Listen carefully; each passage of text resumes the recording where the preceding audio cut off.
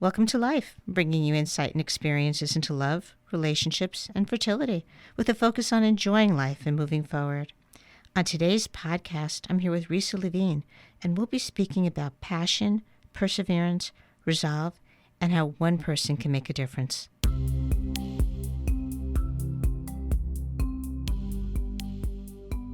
Welcome to Life, love, insight, fertility, experiences. Today we'll be speaking with Risa Levine, a lawyer by trade, believing in grassroots advocacy and mentoring to bring ideas to fruition. She was instrumental in having coverage for IVF included in the New York State budget. This change provides access to treatment to over 2.5 million New Yorkers. Risa proves that one person can make a difference. Resolve, the National Infertility Association, the largest repository of fertility information advocacy in the United States, created the Resolve Advocacy Legacy Award in honor of Risa A. Levine. Risa, thank you for being here today. Thank you for having me. It's a pleasure to be here to discuss these issues with you. You know, I met you just almost by happenstance. I went to the conference of Men Having Babies, and you were the moderator. I must admit I didn't know who you are. I knew you were from Resolve, and I've done work with Resolve and know many people from there. And we had one on the podcast, and was interested in a concept, and so approached you. And you were so warm and welcoming and knowledgeable. And then as I learned about who you are, I was kind of in awe, to be honest with you, even though I mentioned that to you and you said there's nothing to be in awe of. But I must say I was. And it takes a lot for me to feel that way because of the fact that you were able to take this passion that you had and this desire and make it happen. And as I read about you, I heard that everybody said that. So how do you do that? How do you find that inner strength to say this matters, and it doesn't just matter to me, but it matters to the world, and be able to make change on a level where now 2.5 million people can benefit from the hard work that you've done? Well, it didn't start just on one day. I've always been that person who was involved in various causes. And the interesting part for me was that I always did it for other things that I cared about, for large organizations in my community or on a college campus or after law school involved in the Jewish community. And it was always about people other than me or outside of me or overseas or external. And when I was diagnosed with infertility and discovered that I had a $10,000 lifetime cap, I knew that that was wrong. And I knew it was wrong not just for me, but for other people too. And so suddenly I was faced with the opportunity to advocate on something that would and possibly affect me personally, but that I knew firsthand would help other people across the country. It's amazing because a lot of people realize that. But to think that you can move it forward is the piece that's so fascinating. I talk to people all day long, and they're worried about the financial impact that the fertility treatment will have. And they don't know how they're going to do it. It's a struggle. But to be able to see that struggle in a different light, and from what you said, that you've always been doing that, is significant. But the fact that you are able to bring it to such a large level is profound. That inner strength and desire and vision is really something I think we can all take from. And I know that you believe in mentoring, so that's why I'm saying we could take from it, because we need to learn how to do that. We need to learn to do that on so many different levels in this world. And the fact that you're able to do it with IVF and make that difference is remarkable. Well, the single greatest thing about this country, we talk about all the problems that this country has, but we forget to talk about one of the great things about this country. And to me, the single greatest thing about this country is that every single person has access to their legislators, whether it's their school boards or whether it's their federal representatives or their state representatives. Every single representative of government has office hours and has staff people whose sole job is to listen to the issues that are brought to them by constituents. And so when I meet people who say, I don't know why they don't do something about it, the first thing I say to them is, who's they? Because Good they for is you. you. Good for you. They are not going to do something about anything until you tell them that it is a problem. That it matters. Yes. That it matters. Yeah. Well, that makes a lot of sense. So you were doing all this work for all these other people, which was incredibly altruistic. And then all of a sudden you decided, well, let me put this energy into something that impacts me, but also impacts every other woman going through infertility. Mm-hmm. And that's huge because many people, when they're diagnosed with infertility, it's the first time they're ever diagnosed with anything. You're young, you're, kind of on the early side of going to doctors and medical conditions and understanding everything. So how did you decide that you were going to kind of tackle this, and how do you get the manpower and the wherewithal to do this, because one person cannot do this alone? Well, actually, one person can. Oh. I did start doing it alone before I knew about Resolve and before I was involved with Resolve. It was 2004. I was an infertility patient, and I was also a volunteer on the presidential election. It was an election year. And so I was working on different aspects of the campaign through my leadership with the Democratic National Committee. Right. And so I had access to a lot of people in the party, and I was going from person to person to person. John Kerry, who is the candidate, John Edwards, and discovered that his wife had gone through IVF. Elizabeth Edwards had their children through IVF. Terry McAuliffe, who was the chair of the party at the time, I started going to them initially and saying that this is an issue. And I was patted on the shoulder quite a bit. But I also was meeting different congressmen and senators and saying the same thing. We've got to do something about this. We've got to do something about this. And the longer you're an infertility patient, the more you find out how many other people have gone through this. But Yes. it's such a shaming disease. It is. It's such an issue for women who are going through this to not be able to have children that everybody's afraid to talk about it. And so Yeah. I was somebody who was talking about it. And to be honest, I was afraid to talk to my own friends about it. My friends, my bridesmaids, when I got married, didn't know I was going through infertility treatment, but They John Kerry didn't. did. Yeah, because it's so lonely. It's very lonely. Every support group I run, which I run quite a few, we talk about the loneliness. And even after you have the child, if it's through donor egg or sometimes surrogacy, not surrogacy as much, it becomes lonely also because you adore the child, but you still You have have a feelings. secret. You have a secret, right, which I try to call private as opposed to secret. It's not surprising that you would tell John Kerry and not your bridesmaids. What's a shame in the matter is that people feel ashamed. We're starting to talk about it now. That's why I started this podcast, so that we don't have to be ashamed, so that people can talk about it. And what do you do? How do you start to tell strangers, but not your family or your friends? Because now they're going to find out you're doing all this work. You were honored for it. There's a huge organization. How do you tap into that Well, through this process? this didn't happen overnight. I started advocating on it in 2004, and we're already talking about 2019. We're already approaching 2020. Right. So it's not like it happened overnight. I've been talking about this for a very, very long time. And one of the important things that I learned and that we've learned is that it's not a thing, and it's not an issue, and it's not a problem.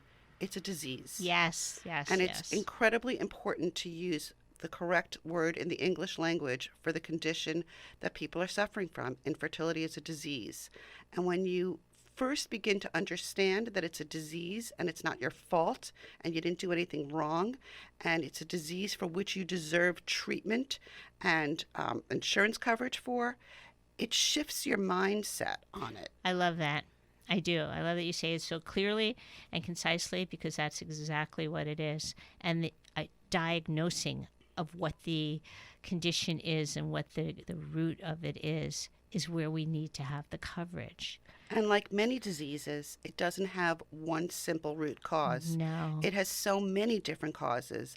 And you Yes. have to really go on your own little wild goose chase to try and discover what your specific set of circumstances are.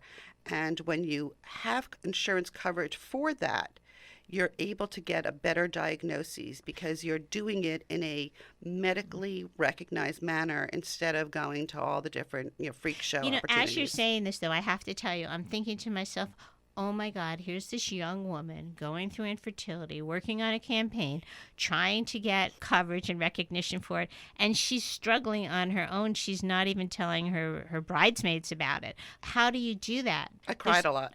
I'm sure you did. because talking about it consistently doesn't always make it easier, even if you're getting a pat on the shoulder or a pat on the back, or you're right, we should do this. But meanwhile, you're going for blood draws in the morning. My days were what I called a cycle of cycling. Um, It's not funny. I don't mean to. it was it It's it was you just got up in the morning, you got up exhausting. early in the morning, you went for your blood draws and your ultrasounds, then you sat around all afternoon waiting for the phone call That phone to call. tell you what was going on with your cycle and whether it was working and what how to adjust your meds. And then you spent the evening figuring out what time and where you needed to do your injections and to make sure that you were either home from dinner or you brought them with you. Or, I mean, I did injections everywhere. I did them at a Bruce Springsteen concert. I did Oh them at my the God. U.S. Open. I did them, wherever I was. I did in my car with a client sitting in the passenger seat. You did them wherever You you just had didn't to. let it stop You you. just kept going. It's fabulous because a lot of people will let it stop them. And the one thing about this disease is you don't want to put every aspect of your life on hold while you're going through it. But the information and the testing, it becomes exhausting and overwhelming.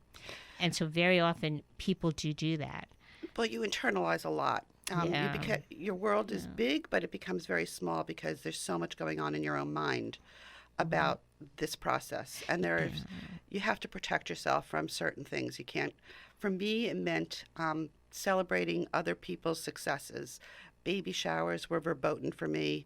Bar mitzvahs, things like that. I really couldn't handle them. I found myself in a bathroom somewhere crying in a stall. Right. So I that could was see that. that was my Yeah. problem.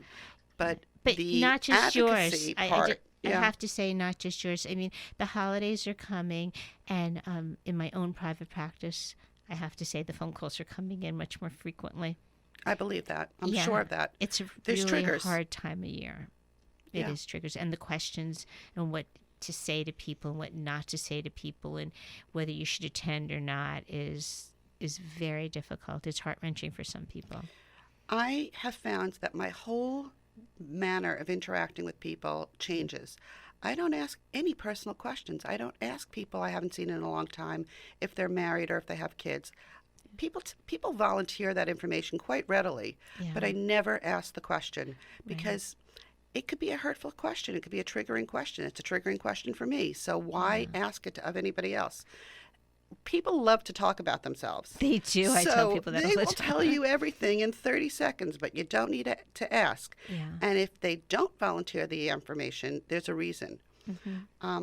Many years ago, We could all learn from that. yeah, no question. I remember sitting with a friend and his kids, and the friend was busy talking to other people but not paying attention to his kids.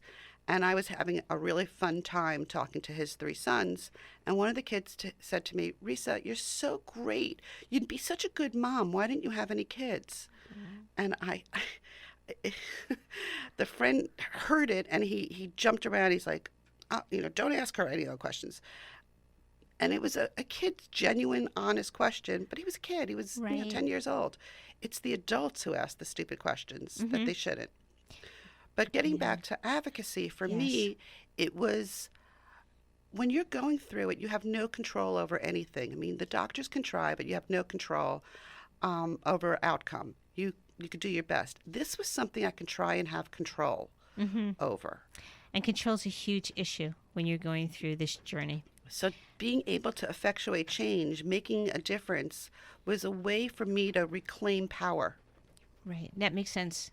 And it's something that I talk about with people, and something that we don't really think of on a conscious level, that this is about control and what can you grab hold of and say, okay, well, I'm going to do this and I'm going to succeed in it. And it's something that a lot of women have never been faced with before, which is That's not right. having control. And the thing for women in particular is that there's so many things we can't do. And of course, it's all changed, and we're supposed to be equal, but we know we're not. But the one thing that we're supposed to be able to do is have children. Yeah. And when you can't, you really feel like a victim.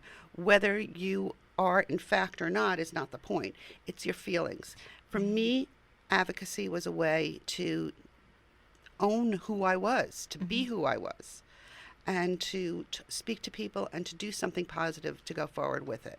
That's great. That's wonderful. So now, how did this happen that you started talking to people individually and all of a sudden it took off or it took hold, because in 2004 when you started talking about it, nobody talked about it.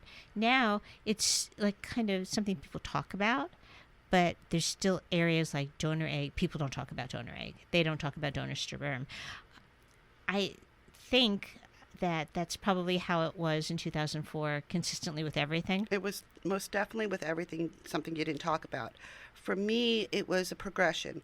First, I was doing this, and I discovered that there had been legislation that had lapsed in Congress for a national mandate for infertility coverage. That had a bill had been introduced, but had gone nowhere. Right, I remember So when that was. I tracked down that bill, and I went to go speak to the congressman's office who had originally introduced it, and I also spoke to our senator in New York to ask her to introduce it on the Senate side. And when I was in the congressman's office, they actually called Resolve, which is how I affiliated with Resolve. Oh my goodness. Resolve called me and said, "Hey, we hear you're on Capitol Hill with our issues. Right. You want to work together?" And that's how I got involved with Resolve. And in the years since then, between National Infertility Awareness Week and the other awareness campaigns that Resolve has done, we have worked very hard to reduce the stigma of infertility, but also have made gains on the advocacy side. Some of the gains are not as visible because they haven't always led to coverage, but it has led to a lot of awareness. And being on Capitol Hill regularly means that congressmen and senators know that this is an issue and are aware and are thinking about ways that they can make it better for infertility patients. They may not have the answers yet on the national level, but They're thinking about it. It's a concept that is not foreign. And we have discovered that so many people, like everywhere else in the country, but so many staffers or staffers' families have gone through infertility.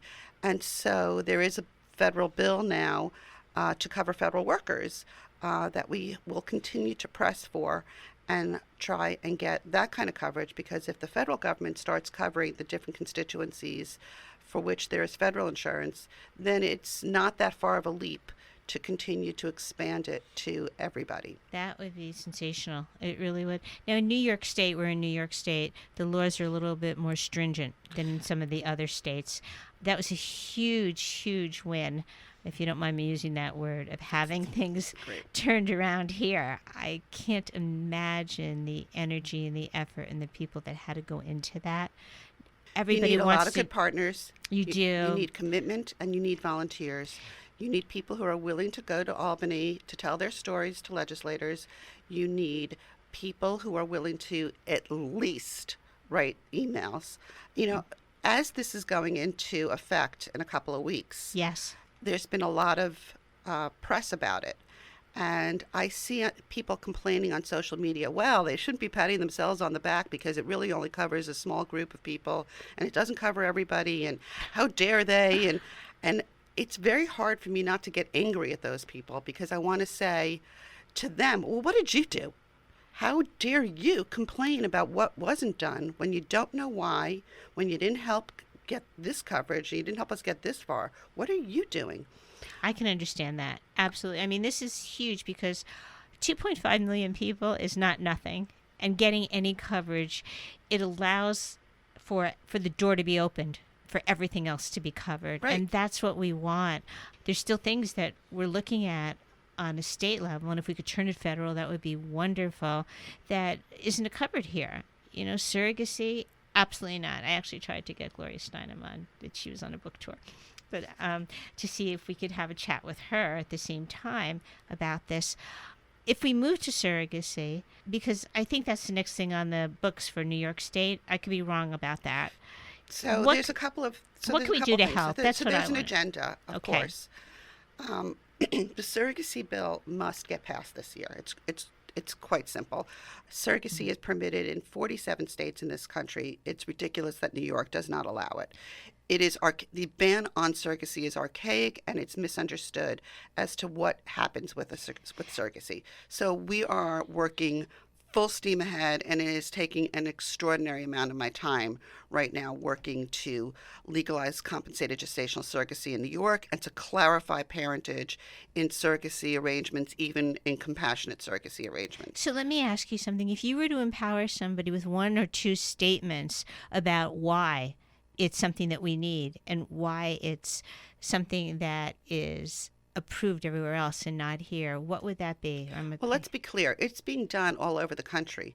For New Yorkers, it means that they're traveling out of state to do it. That's what my patients are doing right now. And that's extremely expensive. And that means that anybody who can't afford to travel out of state to do it is being barred from accessing this technology and this ability and this medical advance that allows people to have children through surrogacy. So it is unfair to those New Yorkers who can't afford to travel out of state to do it. Oh, Second, for people who are doing it through non-formal methods, they're doing turkey baster, sperm donation, or things like that, or turkey baster surrogacy. There is no clarity. There is no state law that establishes who the parents are. So let's say you ask a friend to carry for you, and the baby is born with medical issues. You are not the legal parent, so your insurance coverage will not extend to that child. The surrogate is then responsible? That's not fair. Right. And that leads to a lot of litigation and insecurity, and it's not healthy for the child. So it is happening anyhow. Yes. But we don't have protections for the carrier, for the parents, and for the baby. So the law that we're trying to pass would establish who's responsible and who the real parents are. So that's important. So it's not like it's not happening. It is happening. It's just not being done with legal protection. And what about the people who say, oh, people are just doing it for the money? What do you say for that argument? I want to try and tell people. Well, first of all, there's nothing wrong with money, and there's nothing dirty about money. Let's be, again, why would we expect women to do something? Why do we expect free work from women? It is something that is going to change your life for 40 weeks. Right. You can't drink. You can't drink alcohol. You can't drink coffee. You have to change your exercise habits. You have to change your work habits. Why shouldn't you be compensated for that? You're not being paid for the baby. You're being compensated for the changes to your life as a result of doing this. There's nothing dirty about that. There's nothing wrong with that. And it's not trafficking. It's not any of that right No. now. It's really trying to help somebody who can't carry a child to carry that child to fruition. We had somebody on a couple weeks ago who is a child who was born through surrogacy. And he was talking about the difference in relationship between his mom and the surrogate who carried him. Mm-hmm. And his mom is his mom is his mom.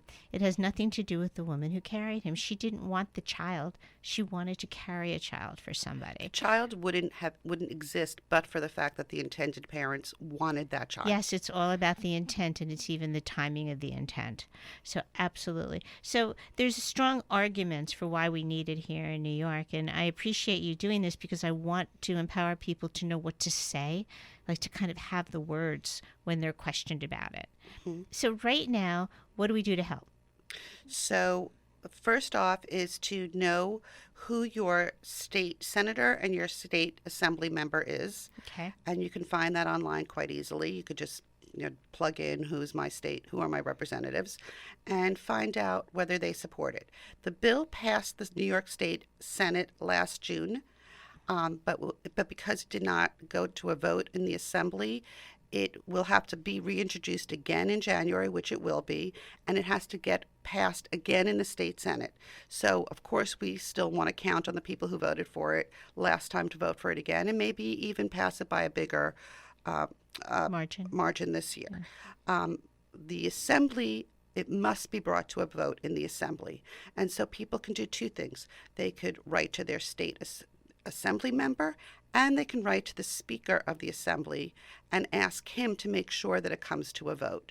So those are the two things that people can do. They can easily go to resolve.org and find and go to the New York State Advocacy section of the website, and there's a link. They can use the link to write directly. I've been on that link, so it's not that hard to find. Does each state have that on the website? Every state that we have advocacy in does have the list of advocacy in respective states for what's going on. Each state has different advocacy issues. Okay, wonderful. And I would encourage everybody, as I have in the past, to go to that website. It's almost like a sigh of relief when you find it because it's got so much information on so many different things. And there's also a tie there to ASRM, which has a lot of the medical information for both patients and professionals to access and look into. And then if people want to get more involved than just simply writing a letter, they can meet with their legislators when they're in the district. They can set up appointments to meet with their legislators themselves when they're in the district, or they can at least meet with the staff. And staff meetings are very important because staff helps set the agenda for a legislator. So they can do that in their local offices. And we will be having advocacy days in Albany when the new session starts. We have not established what dates they are, but they can sign up for email alerts from Resolve, and we will be going to Albany to meet with legislators on the surrogacy bill. And we will also be continuing to work to expand the IVF coverage. Yes. And it is a little more complicated, but we are going to continue to work to expand IVF coverages to small and individual group plans. And nobody should expect it to happen immediately, but we will continue to work on that. And if anybody wants to get involved in that effort, they need to let us know, and they need to engage with us. I think that's fabulous because, there's people who work actually even in the social work union who would tell me that, yeah, the coverage got passed, but we're not getting it through the union, which I found amazing, but obviously true. If they want to get in touch with you or somebody wants to contact you, how can they do it? They go to resolve.org, or they can send an email to info@resolve.org, and it is monitored, and they will get a response. And that's how to open the door to help, to start to get involved. Absolutely. And the other thing that I've read, I don't know if it's correct, but there's also some mentoring that goes on prior to attending the day. Is that correct? So for our Federal Advocacy Day, we have training sessions before Federal Advocacy. For our Albany advocacy, we have information that is sent out to all advocates, and then we do a training session in the morning up in Albany before people meet with their legislators. And nobody goes alone. Everybody is with somebody who's got more experience. So they're not, trying to figure out what to say and what to do for the very first time by themselves. They're always going to have people. That's great, because I think the mentoring is key in this, because this way when you go, you are knowledgeable about what the talking points are and how to say them succinctly and easily so that everybody kind of grasps what the clear message is.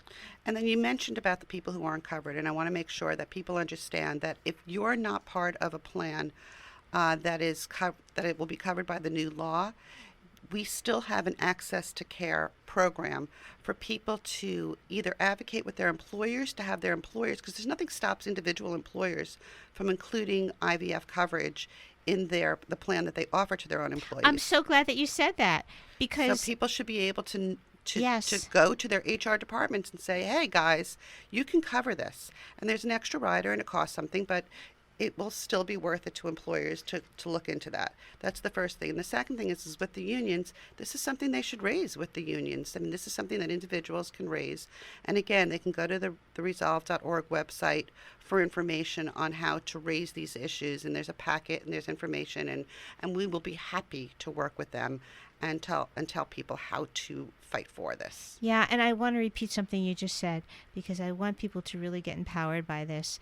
Everybody has the right to go to your employer and go to the HR department and talk to them about the benefits. Benefits are determined by your employer and what it is that they purchase. It's like buying a ticket to a movie. If you buy it, you get in. Mm-hmm. So please feel empowered to go and at least talk to your HR department. And if you want to get more involved and get involved in the legislature and get involved in action, go to resolve.org, send an email to the info and tell them you want to get involved, and you will get a response because it's monitored. One person can make a difference. Every person can make a difference. And then when they unite, it's powerful. Yes. Risa, thank you so much. Thank you so much for having me. I could probably talk talk to you for hours, but I know we're out of time. So thank you. If anything else ever comes up and you want to come on again to fill us in, or if we can help, please don't hesitate. I so appreciate it. You're doing great work here. Thanks. And if anybody has any questions or comments, please reach out to me at lauriemetz.net.